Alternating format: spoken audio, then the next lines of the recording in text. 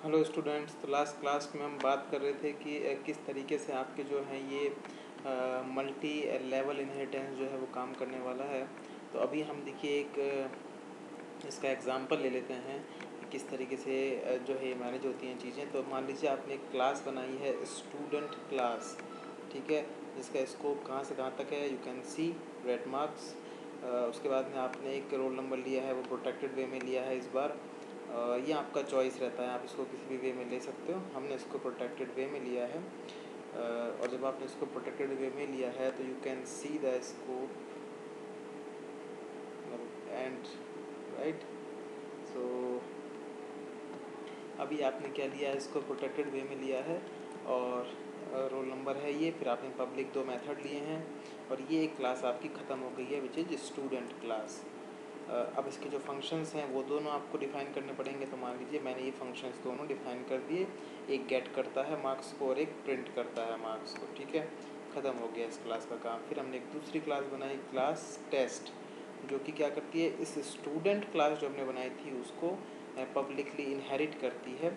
और ये दो सब1 और सब्जेक्ट1 और सब्जेक्ट2 दो नाम के ये जो है वो नंबर लेती है ये। उसके बाद में वो मार्क्स को गेट करना और प्रिंट करने का काम करती है, ठीक है। ये इसके फंक्शंस हैं गेट और पुट के, किस तरीके से मार्क्स को गेट करेगा और फिर प्रिंट करवाएगा। उसके बाद में एक क्लास आती है रिज़ल्ट नाम से, वो क्या करेगी, वो इस टेस्ट क्लास को इनहेरिट करेगी, राइट। तो जब उस टेस्ट क्लास को इनहेरिट करेगी और डिस्प्ले करने के कुछ फंक्शन होंगे और उसके बाद में इसमें एक रिज़ल्ट नाम से फंक्शन होगा पब्लिक में। और जो रिज़ल्ट नंबर फंक्शन है वो क्या करेगा, सब्जेक्ट1 और सब्जेक्ट2 के मार्क्स को ऐड करेगा जो कि आपके क्लास में थे, आपके फर्स्ट क्लास में। और फिर ये कुछ फंक्शंस को यूज़ करते हुए इन सबको डिस्प्ले करवा देगा, ठीक है। अब देखिए मेन क्लास में आप किसका ऑब्जेक्ट बनाने वाले हैं। तो सबसे चाइल्ड क्लास है, रिजल्ट क्लास है, उसका आपने ऑब्जेक्ट बनाया स्टूडेंट1 नाम से। और फिर इसी ऑब्जेक्ट से आपने क्या किया, सारे काम कर लिए हैं। Student one dot get marks, student one dot get marks, और उसके बाद में get number and get marks, और उसके बाद में स्टूडेंट1 डॉट डिस्प्ले, और आपकी जो वैल्यूज़ हैं वो आपको प्रिंट हो जाती हैं, ठीक है। देखिए एक बार करके देखते हैं इसको।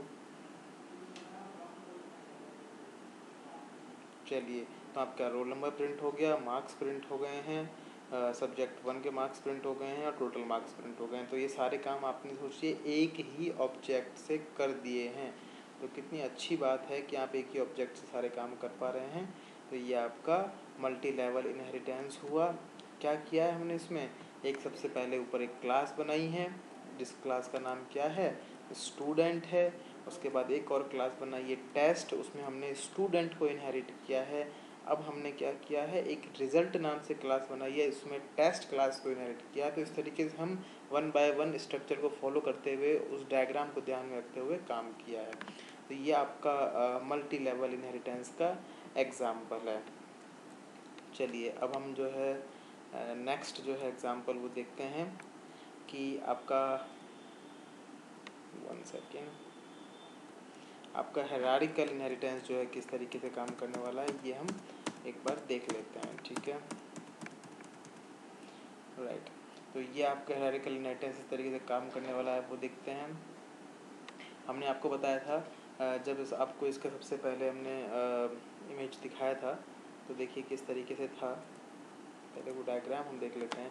तो आज हम बात करने वाले हैं ये हायरार्किकल इनहेरिटेंस की। एक बेस क्लास और उसकी बहुत सारी चाइल्ड क्लास या डिराइव्ड क्लास होंगी, इसके बारे में हम अभी बात करने वाले हैं कि ये किस तरीके से काम करेगा, राइट।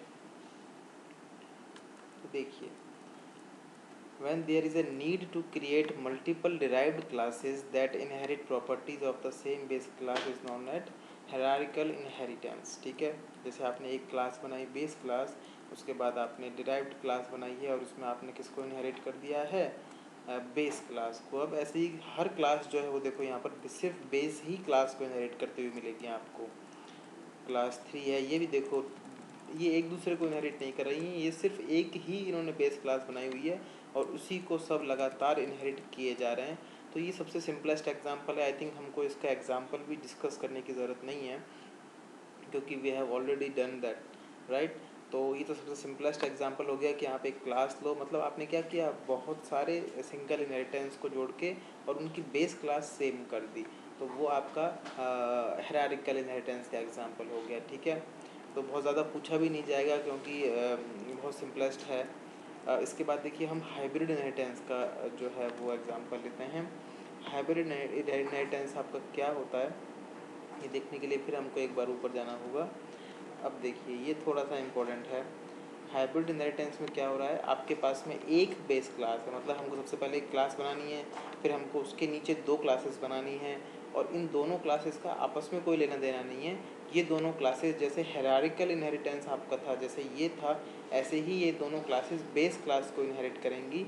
और उसके बाद में क्या होने वाला है, ये जो डिराइव्ड क्लास हम एक और बनाएंगे वो इन दोनों को इनहेरिट करेगी, ना कि बेस क्लास को। राइट, तो ये दिमाग में रखना है आपको स्ट्रक्चर, और फिर हम जो है क्लासेस बनाना स्टार्ट करते हैं।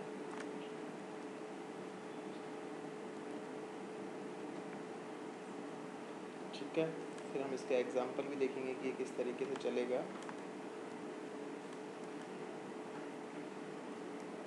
चलिए,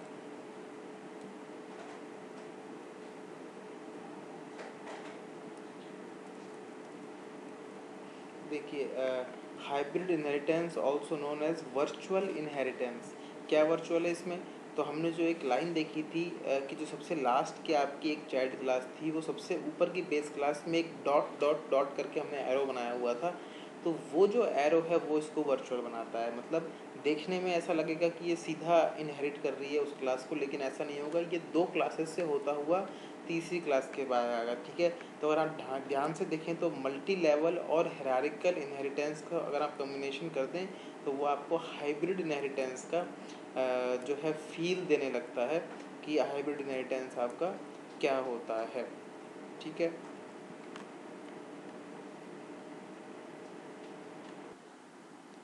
देखिए मैं सबसे पहले आपको इसका स्ट्रक्चर दिखाने की कोशिश करता हूँ हाइब्रिड इनहेरिटेंस का।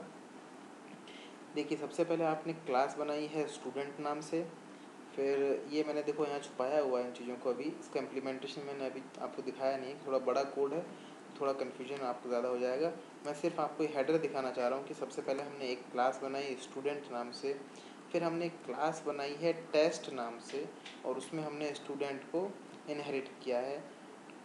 तो उसके बाद हम क्या करेंगे, एक और इंडिपेंडेंट क्लास बनाएंगे स्पोर्ट्स, और ये स्पोर्ट्स जो है वो क्या करेगी वो हमको देखना है।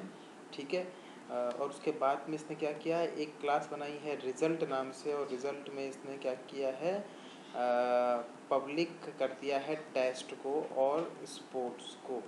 राइट, सो इस तरीके का इम्प्लीमेंटेशन इसका रहने वाला है जो आपका हाइब्रिड इनहेरिटेंस में हम बात करते हैं उस केस में। राइट, तो ये आपका स्ट्रक्चर है। अब देखिए इस स्ट्रक्चर में अगर आप स्पोर्ट्स क्लास के सामने भी इसको लिख दें तो उस केस में आपका क्या होने वाला है, ये जो एग्जांपल है ये आपका क्या बन जाएगा, ये एग्जांपल आपका हाइब्रिड इनहेरिटेंस का एग्जांपल बन जाएगा। मतलब एक क्लास थी, उसको हमने टेस्ट और स्पोर्ट्स दोनों क्लासेस में इनहेरिट किया, और उसके बाद में हमने क्या किया है, एक तीसरी क्लास बनाई है, उसमें हमने टेस्ट और स्पोर्ट्स दोनों क्लासेस को इनहेरिट किया है, और फिर हमने हमारा काम जो है मेन फंक्शन के थ्रू प्रिंट करवाने का और फंक्शंस को कॉल करवाने का किया है। तो ये स्ट्रक्चर है, बस आप स्ट्रक्चर देखते जाइए, क्लासेस बनाते जाइए, इनहेरिटेंस करना आप सीख ही गए हैं। राइट, तो ये आपका जो है हाइब्रिड इनहेरिटेंस का एग्जांपल हो जाएगा, और जब इसको क्लासेस में पढ़ेंगे तो हम और इसको डिस्कस करेंगे कि किस तरीके से चीज़ें रन करती हैं। चलिए अभी के लिए इतना बहुत।